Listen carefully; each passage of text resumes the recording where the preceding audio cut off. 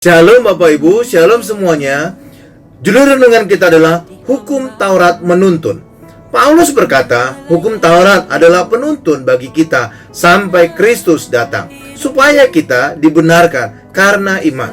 Sekarang iman itu telah datang, karena itu kita tidak berada lagi di bawah pengawasan penuntun. Galatia 3 ayat 24 sampai dengan 25. Jadi, hukum Taurat menuntun untuk sampai kepada Kristus. Dan sekarang Kristus telah datang, maka kita tidak lagi di bawah hukum Taurat. Paulus berkata lagi, tidak seorang pun yang dapat dibenarkan di hadapan Allah oleh karena melakukan hukum Taurat.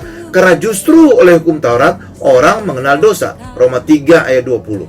Hukum Taurat membuat orang mengenal dosa, tetapi kita tidak dapat melakukan hukum Taurat untuk menjadi benar di hadapan Allah. Di saat itulah orang sadar butuh seorang juru selamat. Itulah Tuhan Yesus. Karena itu disebut hukum Taurat menuntut orang kepada Yesus. Tetapi ketika orang sudah percaya Yesus, Tuhan Yesus, orang tidak perlu lagi hukum Taurat. Itu seperti Anda mengantar orang ke terminal. Setelah orang itu naik bus, Anda pulang karena tugas Anda sudah selesai. Hukum Taurat menuntun. Hukum Taurat adalah rohani, tetapi aku bersifat daging, terjual di bawah kuasa dosa. Sebab apa yang aku perbuat, aku tidak tahu.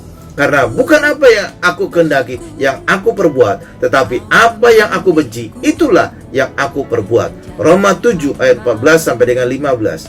Jadi, Taurat mendorong dosa dalam daging manusia, sehingga Paulus berkata, apa yang ku benci, itu yang ku perbuat. Hukum Taurat mendorong orang untuk melakukan dosa dan hidup di dalam kedagingan.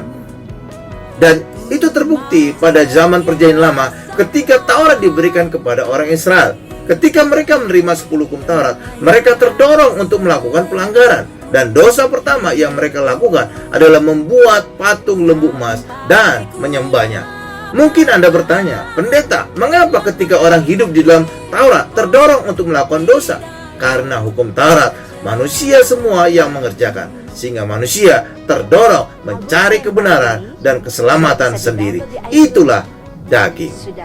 Amin Bapak Ibu. Tuhan Yesus memberkati.